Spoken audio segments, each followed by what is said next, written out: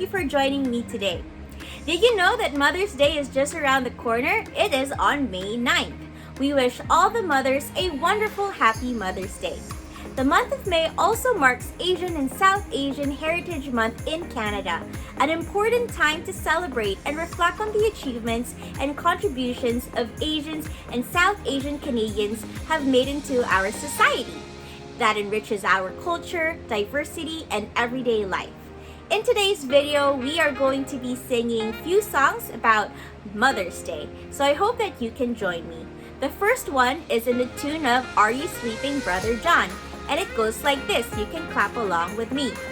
I love mommy, I love mommy, yes I do, yes I do. All I want to say is Happy Mother's Day, is Happy Mother's Day. Or you can even add the word I love you. I love you, I love you. So let's do that song one more time. Sing along with me, here it goes. I love mommy, yes I do, yes I do. All I want to say is Happy Mother's Day, is Happy Mother's Day. I love you, I love you. Wonderful. Okay, now let's go to our next song. This is also about Mother's Day, and this is in the tune of Mary Had a Little Lamb, and it goes like this. Mommy takes good care of me, care of me, care of me. Mommy takes good care of me because she loves me so. Let's sing that song one more time. Here it goes. Mommy takes good care of me, care of me, care of me. Mommy takes good care of me because she loves me so. And our last song is in the tune of This Old Man, and it goes like this. Mother's Day is a very special day. There's a great big hug and lots of kisses too. Each one says that I love you. Let's sing that song one more time. Here it goes. Mother's Day is a very special day. Here's a great big hug and lots of kisses too. Blow your kisses. Each one says that I love you. Yay! Wonderful. So children, I hope that you can sing these songs to your moms or mummies or mamas, and you can make them feel special. In today's video, we are going to be reading the book Papel de Liha, or in English, Hands Like Sandpaper. This is an example of a children's literature in the Philippines, and this award-winning story honors the untiring love a mother has for her family. She works all day, cooks her meals, does the laundry, cleans each nook and cranny. All this work must make her hands as rough as a sandpaper. This story is a tribute to mothers, especially stay-at-home moms whose constant work has roughened their hands but have also kept the home going smoothly. So, without further ado, let us read the story. This is a story by Ompong, Remigio, and illustrated by Beth Doctolero.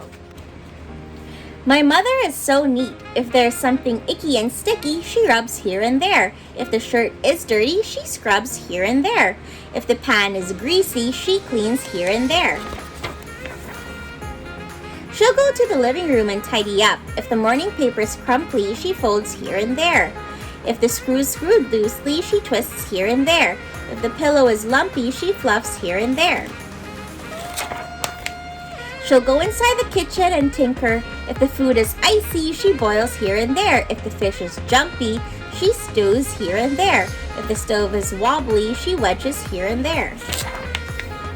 She'll go to my room and go through my things. If the laces are forlorn, she ties here and there. If the hem's torn, she sews here and there. If the crotch is worn, she patches here and there. She'll go to the backyard, to the garden. If the leaves have gone a-falling, she sweeps here and there. If the birds have gone a-dropping, she scrapes here and there. If the worms are up and crawling, she plucks here and there. That's my mom, who's really, really neat. The whole afternoon, the whole day, she rubs and scrubs, folds and fluffs, simmers and stews, patches and sews, sweeps and scrapes, and mends and tapes. One day, my Aunt Maureen came for a visit. She said, "What's wrong with you, Milagring? You keep on scrub sweeping scoring and scrub sweep score until your palms have gone rough and thick-skinned. They're like sandpaper.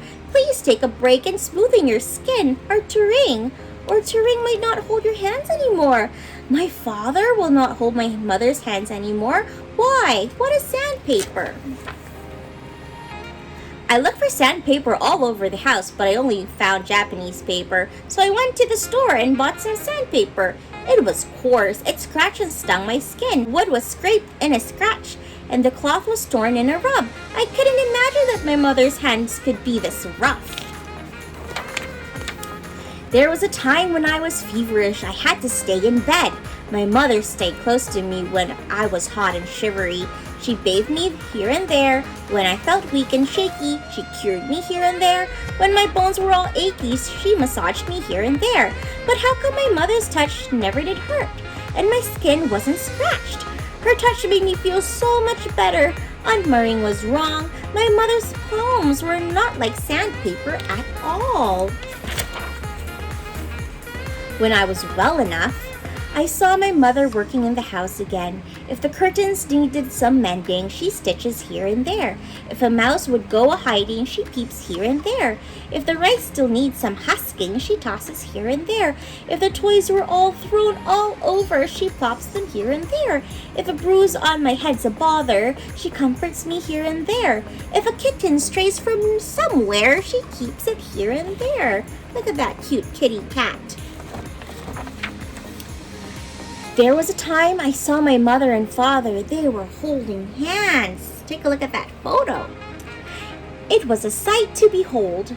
Aunt Maureen was wrong. My mom's palms are not like sandpaper. Not like sandpaper at all. That scrapes here and there, scratches here and there, and rubs here and there. But I still can't help asking my mother about Aunt Maureen's remark that her palms felt like sandpaper.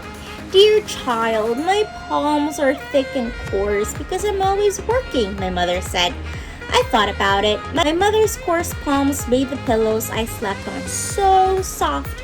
The boiled chicken, the cushions on the seat, my father's socks and shirts, the rocky soil, and even day-old crusty bread. They're all softened by her rough, gritty hands. I went to my mother and held her hands. I felt like not letting go. Ever. The end. So I hope, children, that you can greet your mothers a happy Mother's Day, and you can give them a big kiss and a big hug and let them know how important they are in your life and thank them for everything that they do for you. Okay, so now let's go to our activity.